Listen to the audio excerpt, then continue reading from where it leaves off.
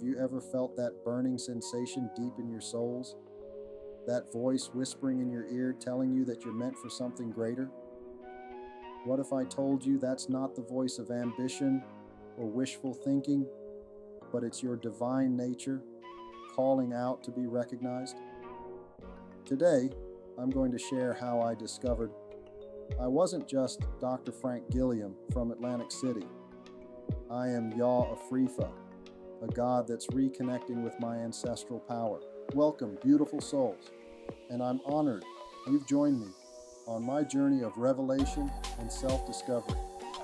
Let me tell you this, there is no amount of money in the world you could pay me that would have me believe that I am not a god.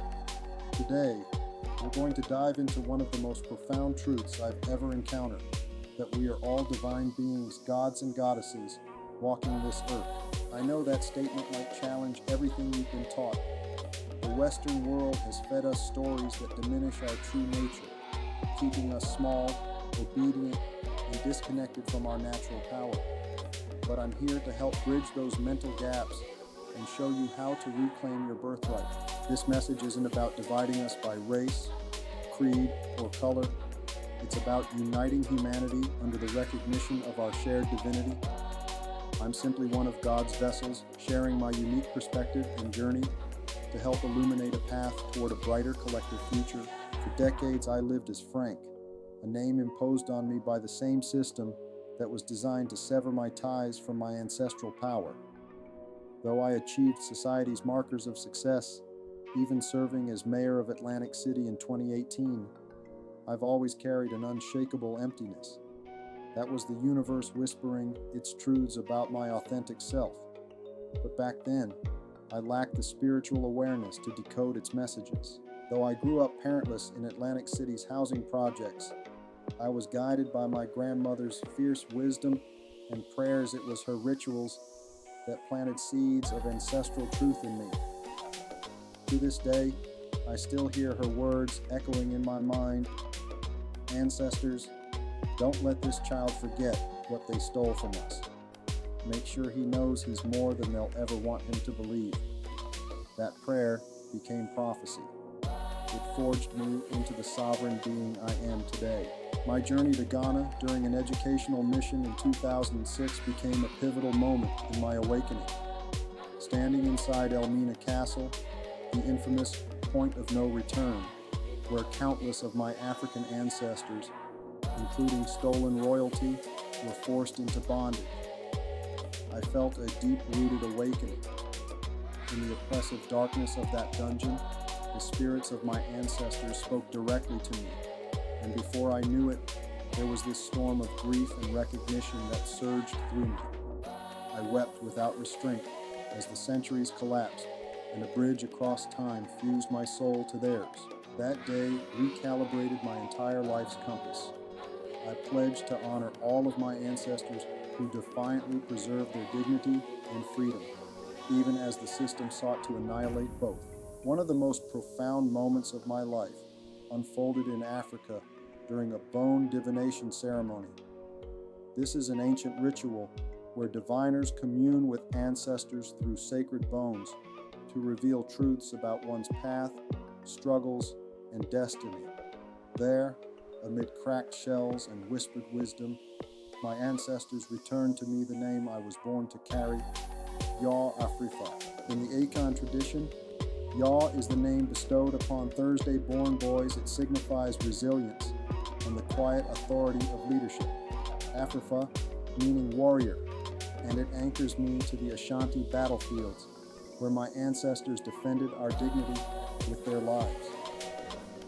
What stunned me most was that I realized I'd embodied these truths long before I knew my true names, leading through struggle, fighting invisibly for my people, all while navigating systems engineered to bury my legacy. My purpose had been whispering to me even as the West tried to silence it. Existing between two worlds is a relentless balancing act. My life has been a tug-of-war between assimilation and authenticity, my Ghanaian soul crammed into a Western shell. In American classrooms, I watched as black brilliance was scrubbed from the textbooks. At 9 years old, I confronted my teacher who claimed that Garrett Morgan's traffic light wasn't real history while praising Thomas Edison. Edison stole from Lewis Latimer, I declared, channeling my grandmother's unyielding truth. Even then, I understood. Survival meant fighting to reclaim what the Western culture created that was designed to bury us.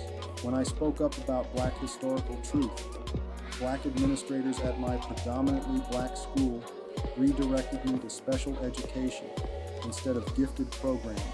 It was their Black hands that was enforcing whitewashed rules.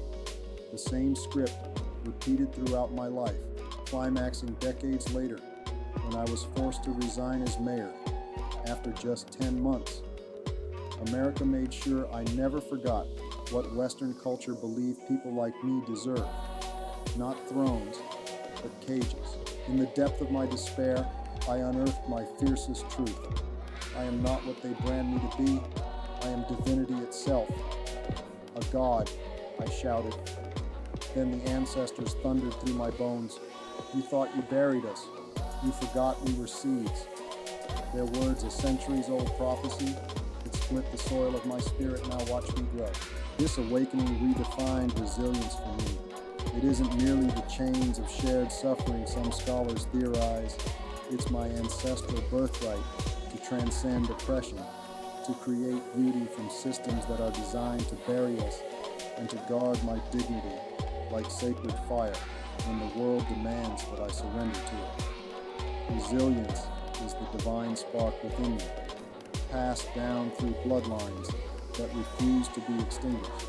My metamorphosis from Frank to Yaw Afrifa, from fractured self to sovereign spirit realigned with my ancestral truths, is not a solitary story. This sacred awakening lives in you too. Beneath layers of systemic erasure, your divine essence persists, an unbroken lineage of power they tried to silence but could never destroy. The West has systematically worked to shrink our souls, conditioning us to see ourselves as servants, not the gods and goddesses we truly are. Why? Because divinity is dangerous to their order. When we remember who we are, when we reclaim our thrones, we shatter their illusions, limits dissolve, oppression cracks, we create, lead, and defy, armed with the unbroken wisdom of our ancestors who refused to die. Ask yourself, are you ready to reclaim your divinity?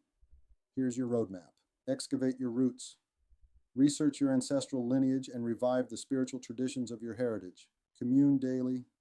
Carve sacred time to connect with your highest self through meditation, prayer, or ancestral rituals that resonate. Burn the scripts. Interrogate every lie you've been fed about your worth. Rewrite narratives that shrink your community's power. Join the tribe. Find your awakened kin at https://youtube.com/sync-souls. We share tools and unshakable support. Pass the torch.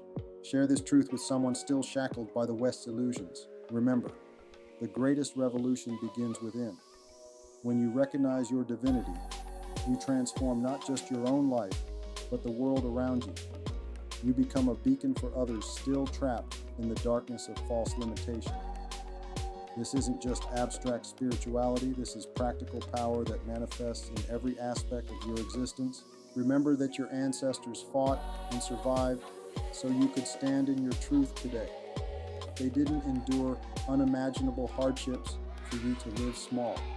They preserved their wisdom, their power, and their connection to the divine specifically so it could flow through you now in this critical moment in human history. Remember that when you embrace your divine nature, synchronicities begin to appear. Doors that seemed permanently locked suddenly open. Resources you need materialize as if by magic. This isn't a coincidence. It's the universe responding to your authentic vibration, to the god or goddess finally awakening within you. Remember that reclaiming your divinity isn't selfish. It's your sacred responsibility. A world filled with awakened divine beings is a world that can finally heal from centuries of division, exploitation, and spiritual amnesia. Your awakening contributes directly to our collective elevation. Remember that this journey isn't always easy. There will be days when the weight of societal conditioning feels overwhelming, when doubts creep in, when the comfortable numbness of conformity seems tempting. On those days especially, return to these words, to this community, to the practices that reconnect you with your true nature. I am Yaw Afrifa. You are divine. We are the ancestors' wildest dreams manifested. Together, we aren't just envisioning a new era of spiritual awakening and collective liberation. We are actively creating it with every breath, every choice, every moment we stand in our truth. Thank you for walking this sacred path with me today. This isn't just content you're consuming, it's a covenant you're making with your highest self. Until we meet again, embrace your divinity without apology, shine your light without dimming it for anyone's comfort, and remember that the very fabric of the universe is transformed by your courage to be who you truly are. If you're interested in a free consultation, call me at 609-892-7681 or email gilliamisyncSouls.com. Peace and love.